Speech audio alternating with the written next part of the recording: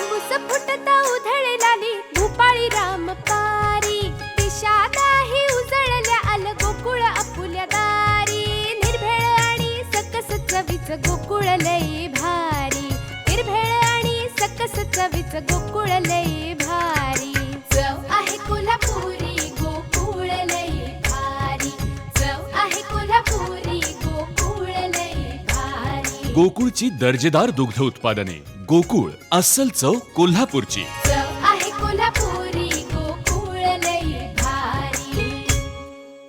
राज्यात गेल्या अनेक दिवसांपासून मराठा आरक्षणासंदर्भात आंदोलनं उपोषणं सुरू आहेत।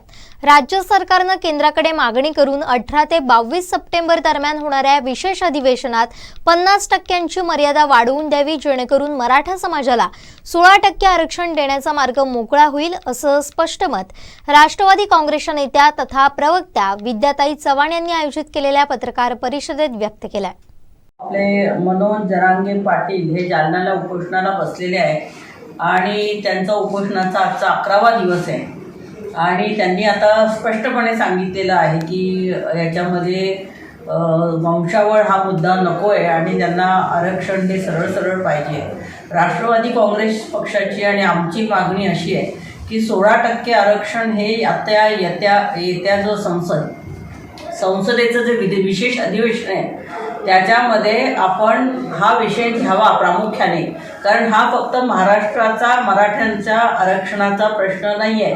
आपल्या देशातील जवळजवळ 8 ते 9 राज्यांमध्ये हा आरक्षणाचा प्रश्न प्रलंबित पडलेला आहे। जेव्हा सुप्रीम कोर्टाने ही 50% आरक्षणाची मर्यादा जेव्हा ते आपल्याला सांगतात त्यावेळेस संसदेमध्ये अमेंडमेंट करून सुधारणा करून ही मर्यादा जर जास्ती प्रमाणात वाढवली, 16% पेक्षा जास्ती किंवा 16% वाढवली तर मराठ्यांना सुद्धा हा फायदा मिळू शकेल। जाट आहेत ते पण वेळोवेळी आंदोलन करत असतात, त्यांना सुद्धा हा फायदा मिळू शकेल। वेगवेगळ्या राज्यामधील ज्यांची आरक्षणाची मागणी आहे त्या लोकांची मागणी पूर्ण व्हायला मदत होईल आणि हे सहज शक्य आहे। मोदी है तो मुमकिन है अशी जी घोषणा भाजप देतं त्यांना आम्हाला आठवण करून द्यायची आहे की आरक्षणाच्या मुद्द्यावरती संसदेमध्ये आपलं बहुमत असताना आपण ही 16% आरक्षणाची मर्यादा वाढवून घ्यावी। हायकोर्टामध्ये याचिका केली आहे आणि हायकोर्टामध्ये आणि सुप्रीम कोर्टामध्ये निर्णय होईल हे कारण आता सरकारने देणं बंद केलं पाहिजे। आणि जे काय उपोषणाला बसलेले आज मुंबईला सुद्धा इथे आझाद मैदानला जवळजवळ 4था दिवस आहे आज उपोषणाचा आणि काही तरुण मुलं आरक्षणाला बसलेले आहेत, तर त्यांना सुद्धा मला वाटतं अमोल जाधवराव, बाबा गुंजाळ, सुभाष गाडे, संजय घारगे आणि विलास सुद्रिक हे 5 जण आझाद मैदानला उपोषणाला बसलेले आहेत। परंतु गेल्या 4 दिवसामध्ये महाराष्ट्र सरकारने तिथे साधी भेटसुद्धा दिलेली नाही आणि ही अत्यंत लाजिरवाणी गोष्ट आहे की मराठा समाजाची मुलं ठिकठिकाणी फक्त जालन्यामध्ये जसं उपोषण सुरू आहे तसं महाराष्ट्रात अनेक ठिकाणी काही लोक उपोषणाला बसलेली आहे। त्या उपोषणकर्त्यांचं उपोषण ताबडतोब सोडवणं ही सरकारची जबाबदारी आहे। आज इथे विलास सुद्रिक जे आझाद मैदानला बसले होते त्यांना स्ट्रोक आलेला आहे, त्यांना हॉस्पिटलमध्ये ॲडमिट करण्यात आलेलं आहे आणि मंत्रालय हाकेच्या अंतरावरती आहे, परंतु उपोषणकर्त्यांचं दखलसुद्धा घेतली जात नाही। त्या आझाद मैदानला आंदोलनकर्त्यांना ठेवलं जातं, पोलिसांचा बंदोबस्त असतो, तिथे कोणाचीही दखल घेतली जात नाही। तिथे मेट्रोची काम धूमधडाका सुरू आहे, तिथे आंदोलनकर्त्यांचा आवाज दबवण्याचं काम जर सरकार करत असेल तर मला असं वाटतं मराठा समाजाने सुद्धा याची दखल घेतली पाहिजे की सरकारने आमच्या प्रश्नाकडे लक्ष दिलं पाहिजे। म्हणून ठिकठिकाणी उपोषणं सुरू आहेत आणि ही सगळी तरुण मंडळी उपोषणाला बसलेली आहेत, यांचं उपोषण सोडणं ही सरकारची जबाबदारी आहे आणि ती सरकारने पार पाडली पाहिजे। आणि येत्या अधिवेशनामध्ये 16% ची मर्यादा वाढवून हे आरक्षण सगळ्यांना दिलं पाहिजे। आणि दुसरा एक डाव सरकारचा आहे की कुठे ओबीसीमध्ये, मराठ्यांमध्ये, कुठे धनगरांमध्ये आणि यांच्यामध्ये अशी भांडणं लावण्याचं जे कारस्थान केलेलं जात आहे ते ताबडतोब थांबावं। कुठल्याही मराठ्यांना आणि कुठल्याही ओबीसींना एकमेकांविरोधात लढण्याची इच्छा नाही आहे, प्रत्येकाला जो गरीब समाजातला माणूस आहे, ज्याला नोकरी नाही आहे, ज्या मुलांना शिक्षण नाही आहे आणि जास्ती करून शेतकऱ्यांचे मुलं याच्यामध्ये जास्ती मोठ्या प्रमाणात आहेत, अशा सर्व मुलांना शिक्षणामध्ये आणि नोकऱ्यांमध्ये आरक्षण मिळावं ही मागणी 1982 पासून प्रलंबित आहे. 1913 आणि 14मध्ये पृथ्वीराज चव्हाण मुख्यमंत्री असताना हे आरक्षण देण्यात आलं होतं. त्याच्यानंतर केतन तिरोडकर आणि काही लोक सुप्रीम कोर्टात गेल्यानंतर त्या आरक्षणाला स्थगिती मिळालेली आहे आणि ती आजतागायत काही ना काही कारणं देऊन टाळण्यात आलेलं आहे.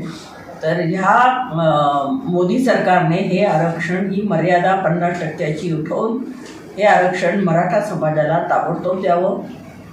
धनगर समाजाला धनगड असं म्हटलेलं आहे, त्याच्यामध्ये पण थोडीशी अमेंडमेंट केली तर धनगर समाजाला पण आरक्षण मिळू शकेल. ओबीसींचं आरक्षण हिरावून घेण्याचा कोणाचाही प्रयत्न नाही आहे. पंजाबराव देशमुखांनी विदर्भामध्ये त्यावेळेस मराठा वर्गाला कुणबी हे लावून विदर्भामध्ये हा प्रश्न नाही आहे, परंतु मराठवाड्यामध्ये, पश्चिम महाराष्ट्रामध्ये आणि उर्वरित महाराष्ट्रामध्ये हा जो प्रश्न आहे हा सोडवायचा असेल तर सरकारने तातडीने 16% मर्यादा या संसदेच्या अधिवेशनात वाढवून द्यावी ही आमची मागणी आहे. कोणाला 96 कोळी मानतंय, कोण कोणाला कुठला मराठा मानतोय, याच्यामध्ये मराठा समाजाला काही इंटरेस्ट नाही आहे.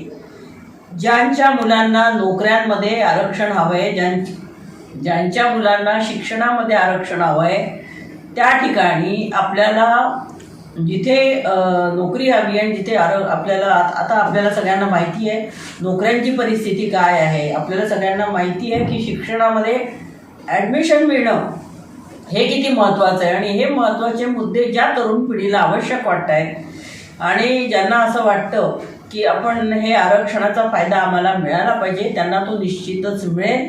इथे कोण 96 कोळी आहे किंवा कोण उच्च जातीतले हा प्रश्न नाही आहे.